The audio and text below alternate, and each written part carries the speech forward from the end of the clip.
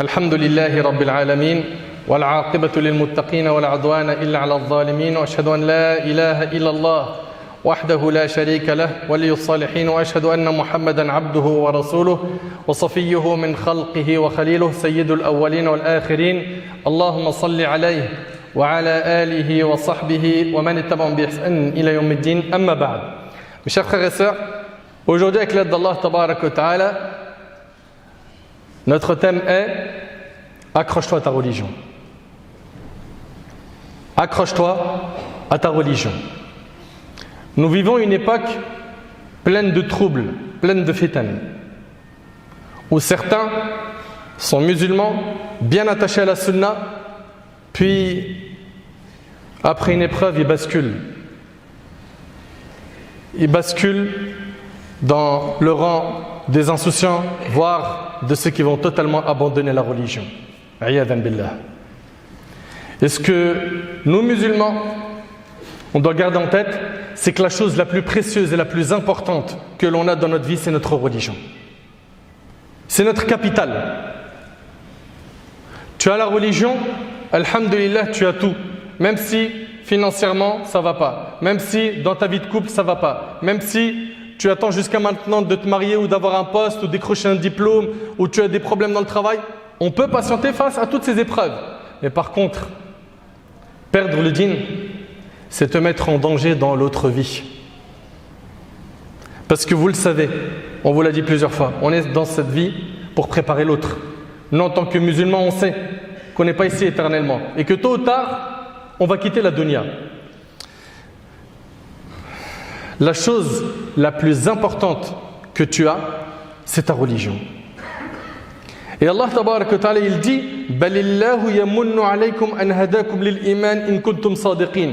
C'est tout au contraire une faveur dont Allah vous a comblé en vous dirigeant vers la foi. C'est un cadeau d'Allah d'avoir la foi. Si toutefois vous êtes véridique. Sachez, mes chers frères et mes chères sœurs, que l'islam pour nous, c'est comme exactement ce que représente l'âme pour le corps. Un corps sans âme, il est mort. Nous, sans l'islam, on n'a plus de vie. On n'a plus de vie spirituelle. On coupe notre lien avec Allah Tabarak wa Ta'ala. Et ça, c'est la pire des choses. La pire des choses. Combien on voit de musulmans, de musulmanes qui viennent nous voir en nous disant « Je me sens mal ». Et quand tu creuses, tu vois qu'il s'est totalement détaché de la religion. Mais tu veux vivre comment ? Tu veux vivre la paix, la quiétude, la sérénité, le bonheur en étant loin d'Allah ? Allah Ta'ala, il a dit وَمَنْ أَعْرَضَ عَنْ ذِكْرِ فَإِنَّ لَهُ مَعِيشَةً ضَنْكَ. Celui qui se détourne de mon rappel, tu te détournes du Coran, tu te détournes de l'islam, Allah il dit, il mènera certes une vie pleine de gêne. Ta vie elle va être difficile loin d'Allah. Tu as besoin de cette spiritualité. Tu as besoin de recharger ton cœur avec les paroles d'Allah, avec l'adoration d'Allah, avec le fait de te rapprocher d'Allah jour après jour et de faire le nécessaire. Pourquoi ? Pour gagner la satisfaction d'Allah Azza wa Jal. Mes chers frères et sœurs, retenez une chose, c'est que l'islam, c'est notre capital. Et Allah Tabarak wa Ta'ala, il dit Inna ad-dina 'inda Allah al-Islam. Certes, la religion acceptée d'Allah, c'est l'islam. La religion acceptée d'Allah, c'est l'islam. Et le musulman, il doit faire le nécessaire. Pourquoi ? Pour améliorer sa relation avec Allah, améliorer son état spirituel. Le prophète, alayhi salatu wassalam, parmi ses doigts, qu'est-ce qu'il disait ? Allahumma aslih li dini alladhi huwa ismatu amri. Dans le hadith d'Abi Huraira qui est rapporté par Muslim, le prophète, alayhi salatu wassalam, il disait dans ses invocations, oh Allah, améliore-moi ma religion. Oh Allah, améliore-moi ma religion, celle qui met une protection pour toutes mes affaires. C'est-à-dire quoi exactement ? Améliore-moi ma religion, c'est-à-dire facilite-moi de rester attaché au Coran et à la Sunna. Facilite-moi de tenir au Coran et à la Sunna. Et quand on dit le Coran et la Sunna, il faut savoir, Ahbab al-Kiram, qu'il y a deux piliers sans lesquels tes actions ne sont pas acceptées. Le premier pilier, c'est que tu sois sincère dans ton action. Quand tu fais une action, tu le fais pour Allah Tabarak wa Ta'ala. pas pour plaire aux gens, pas pour t'acheter une image. Et le deuxième pilier, c'est que ton action soit conforme à la sunna du prophète alayhi salatu wassalam. Donc tu vas suivre le Coran et la sunna avec sincérité, en étant à chaque fois conforme à la sunna du prophète alayhi salatu wassalam. À chaque fois que tu vas faire ou que tu vas délaisser quelque chose, fais le nécessaire. Pourquoi ? Pour que ce que tu vas faire ou délaisser, tu aies une trace dans la religion pour pouvoir justement faire cette chose. Ok ? Tu as toujours une preuve qui te permet de faire ou de ne pas faire.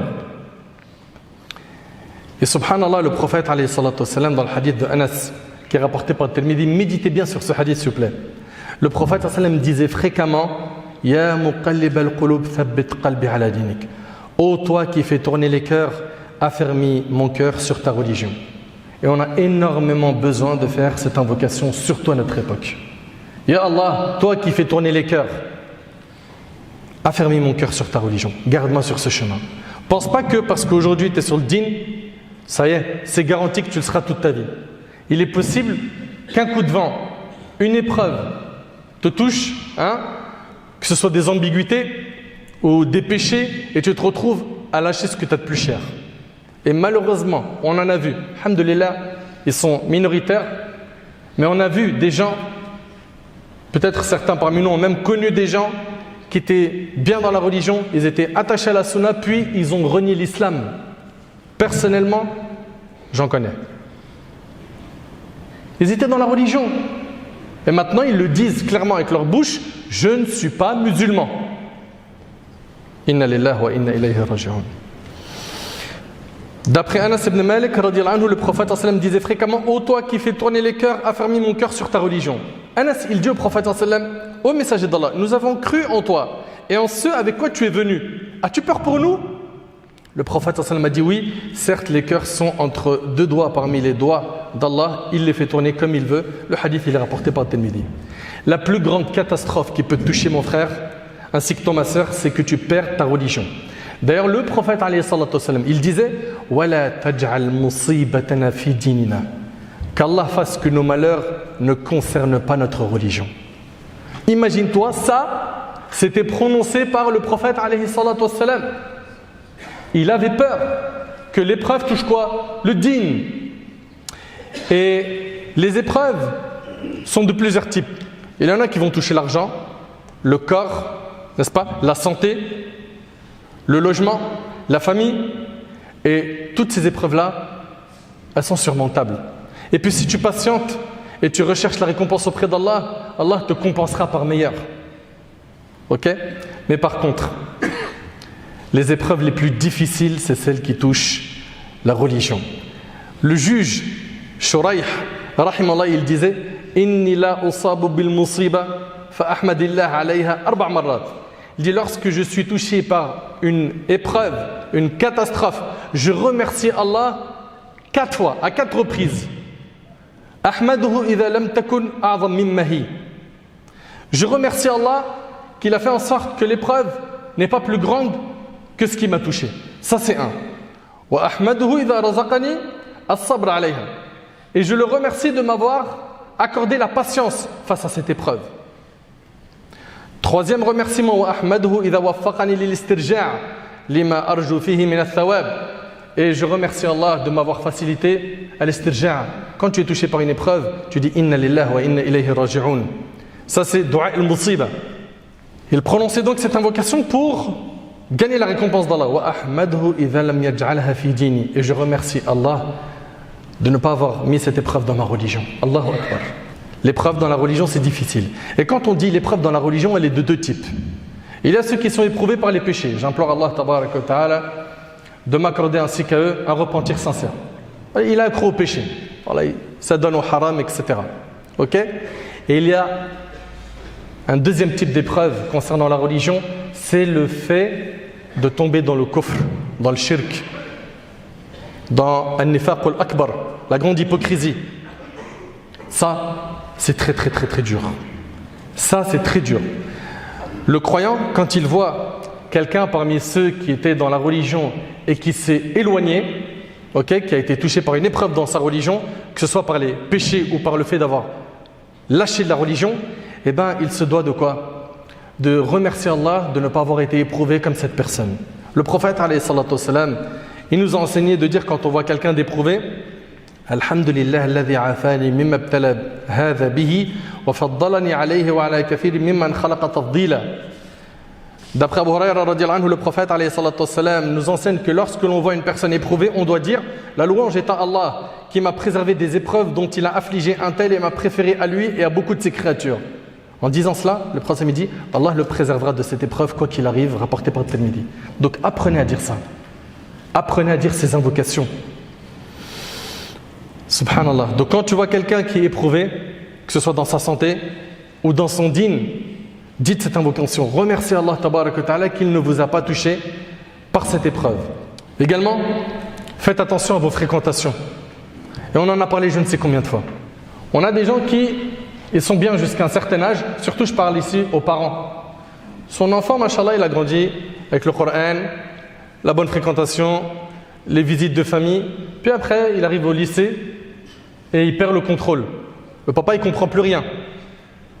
Ok ? Souvent, ce qui a déclenché l'égarement de ton fils ou de ta fille, c'est sa fréquentation. Sa fréquentation. Il fréquente qui ? Vous leur avez laissé une liberté totale et après vous vous étonnez. Et je ne suis pas en train d'appeler les parents à étouffer leurs enfants. Non, il faut que ton enfant soit épanoui, qu'il y ait un équilibre. D'accord ? Il va faire du sport, il va sortir, il veut manger avec ses amis. Voilà, il veut faire les choses de son âge qui sont autorisées, pas de problème, mais que ce soit balisé. C'est pas il sort avec n'importe qui, il rentre à n'importe quelle heure, il rentre avec des liasses d'argent, tu sais même pas ça vient d'où. Il rentre des fois avec une odeur de cigarette ou de drogue. Et j'en passe. Faites attention à votre fréquentation. Et on parle ici de la fréquentation des gens qui sont dans le batil, dans le faux, mais également ceux qui sont dans la religion et qui sont égarés, qui appellent à de l'égarement. Et combien malheureusement ils sont nombreux. Et combien ils se sont inventés un grand courage avec les réseaux sociaux. Combien ? Ils propagent du venin avec le net. Et à la fin, on s'aperçoit que des gens, ils ont quitté l'islam à cause de qui ? À cause de ces personnes qui les ont appelés Zama au din. J'ai reçu un message il n'y a pas très longtemps d'une personne qui m'a dit, écoutez bien, il m'a dit je n'étais pas musulman. Je me suis converti à l'islam. Il est resté un petit peu dans l'islam et il est sorti de l'islam. Il a dit j'ai tellement entendu parler de mise en garde que j'ai abandonné la religion. Et ces gens-là en fait là, qui mettent en garde contre tout le monde à tout va, qui réfléchissent pas, et qui parle souvent sans preuve. Il te dit juste, mais vas-y, t'as qu'à écouter l'audio de 2 heures. Écoute la vidéo de 2 heures. Mais c'est quoi le contenu ? Qu'est-ce qui fait sortir cette personne de la sunna ? Incapable de tenir avec toi une discussion scientifique. Non, c'est juste des copier-coller. Il a dit, je dis. Je ne suis pas capable d'exprimer quoi que ce soit comme argument, donc je te dis, écoute. Mais dedans, il y a quoi ? Et sors-moi, fais-moi gagner du temps. Non, parce que... Et on te dit n'importe quoi. Souvent des calomnies mensongères. Donc que ce soit ces frères-là ou d'autres qui appellent à malheureusement une autre voie que celle des pieux prédécesseurs, il faut être très vigilant et apprendre à prendre sa religion de gens qui ont un vrai cursus scolaire, qui ont plié leurs genoux chez les gens de science, qui ont étudié, qui sont diplômés. Mais non. Et donc ici, il faut faire attention à la fréquentation et de qui on prend la religion. Également, faire très attention à quoi ? À l'argent. Combien de gens ont quitté l'islam à cause de l'argent ? À cause de l'amour et de la noblesse. D'après Ka'b ibn Malik, le prophète a dit « Deux loups affamés que l'on envoie près d'un troupeau sont moins mauvais pour le troupeau que ne le sont pour la religion d'un homme, son obsession pour l'argent et la noblesse. » Et c'est rapporté par Tirmidhi. Allahu Akbar. Écoutez bien. 2 loups affamés que l'on envoie près d'un troupeau sont moins mauvais pour le troupeau que ne le sont pour la religion d'un homme, son obsession pour l'argent et la noblesse rapportée par Tirmidhi. Et aujourd'hui aussi, on a des gens qui n'accordent pas assez de valeur à leur religion et qui ont dévié, qui se sont égarés. Comment ? En suivant tous les avis marginaux qu'ils puissent trouver. Quand il sait par exemple que tous les savants, ils disent que riba c'est haram, qu'est-ce qu'il va faire ? Il va dire, ouais, mais est-ce qu'il n'y a pas un savant qui l'autorise ? Et à chaque fois, tu vas lui dire, mais akhi, subhanallah, sur ça, il y a ijma'. Il y a un consensus des savants sur l'obligation du hijab. Ok? Il n'y a pas de divergence. 14 siècles, les savants ils sont unanimes sur le fait que le hijab est obligatoire. Et tu as quelqu'un qui dit non, mais parce qu'il y a un avis qui dit que c'est permis de l'enlever. Qui? Donne-nous un nom de savant. Ok? Et donc, il y en a, en suivant malheureusement ces avis marginaux, qui se sont retrouvés pareil à dévier et à quitter le din. Donc tout ça, ce sont des choses qui sont très très graves. Très très graves, il faut faire très attention. Et notre bien-aimé, alayhi salatu wassalam, il nous enseignait que lorsque la fin des temps va arriver, eh ben, ça sera de plus en plus dur. Et Anas radiyallahu anhu, il dit qu'il a entendu le prophète alayhi salatu wassalam dire que vers la fin des temps, chaque époque sera plus dure que celle d'avant. Ok? Donc là, il faut vraiment s'accrocher à la religion. Garde en tête que c'est votre capital. Meurs avec le din. Ne lâchez jamais votre din. Quoi qu'il arrive, comprends que ton din, c'est ton capital. Quoi qu'il arrive, ne mourrez que musulman.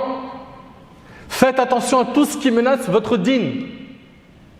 Fermez les fenêtres et les portes qui menacent votre croyance, votre aqid.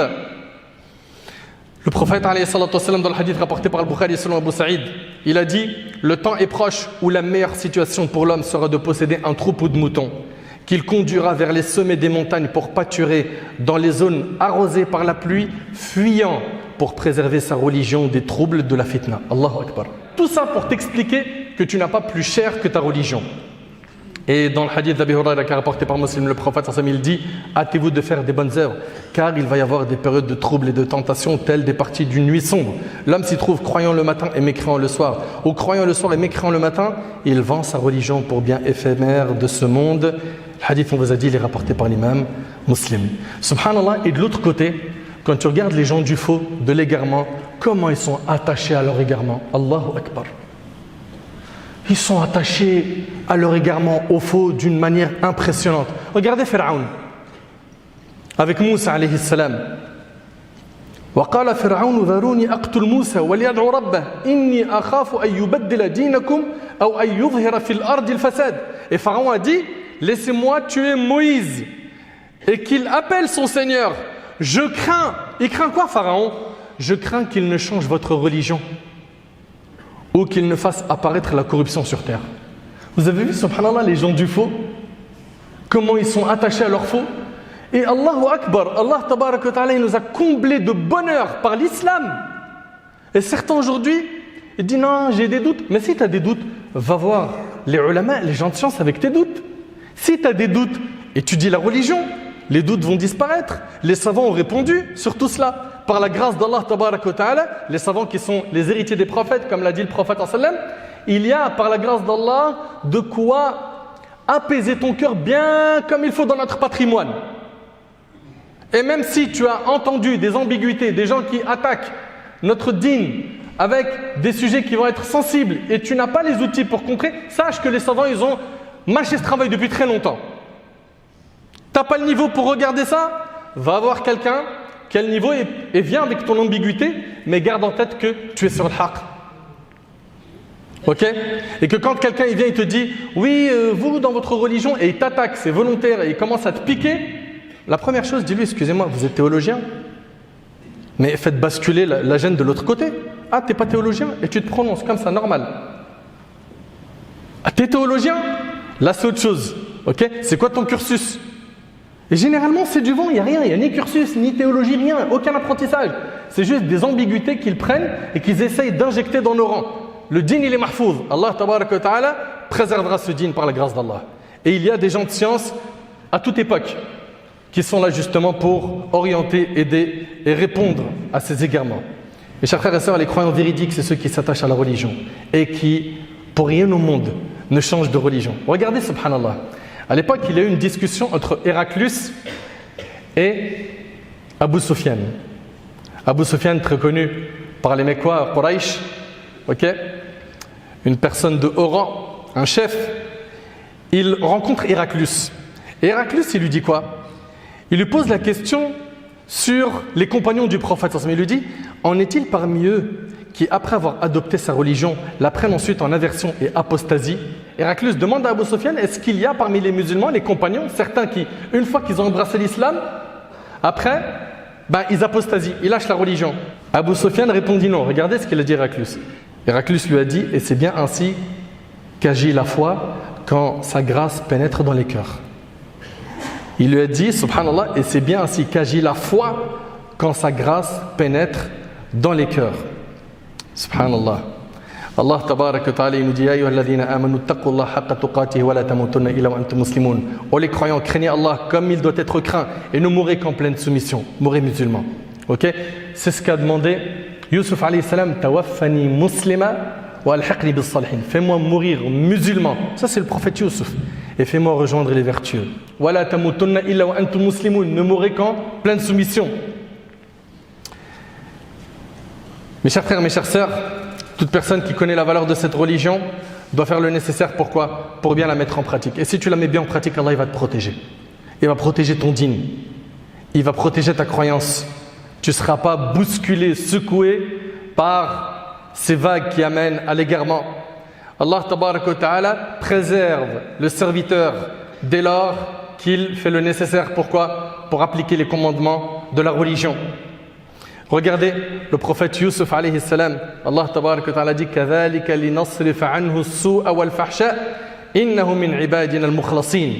Vous savez très bien que Yusuf alayhi salam, le prophète Yusuf, il était beau et il a été tenté par Zulaykha, n'est-ce pas? Elle l'avait reçu dans sa maison et elle a essayé de le séduire, elle a même fermé les portes. Elle lui a dit Haytalak, viens, je suis prête pour toi. Qu'est-ce qu'il a dit? Il a dit ici qu'Allah me protège. C'est mon maître qui m'a accordé un bon asile. Vraiment, les injustes ne réussissent pas. Et elle le désira et il l'aurait désiré. N'eût était-ce qu'il vit comme preuve évidente de son Seigneur. Et à la fin du verset, ainsi nous avons agi. Regardez Allah, il dit quoi? Ainsi nous avons agi pour écarter de lui le mal et la turpitude. Il était certes un de nos serviteurs élus. Pourquoi Yusuf alayhi salam, il a été préservé de tomber dans le haram? Parce que c'était un bon serviteur d'Allah tabaraka wa ta'ala. Si toi tu es un bon serviteur d'Allah, comme Allah a préservé Yusuf, il te préservera de tomber dans le haram, de tomber dans la fornication, de tomber dans le riba, de tomber dans le kufr, dans le shirk, il te protégera. Donc les clés on les connaît. Apprenez la religion, faites des invocations comme le prophète sallam pour qu'Allah tabaraka wa ta'ala nous garde sur ce chemin, fréquentons des pieux et surtout écartons-nous du haram un maximum afin justement d'avoir cette protection d'Allah tabaraka wa ta'ala. Qu'Allah tabaraka wa ta'ala me permet ainsi qu'à vous de pratiquer notre dîn jusqu'à notre dernier souffle. Qu'Allah azza wa jal nous fasse mourir musulmans. Qu'Allah azza wa jal nous raffermit lors des moments d'épreuve. Qu'Allah tabaraka wa ta'ala nous accorde une bonne compréhension de sa religion et surtout une bonne fin.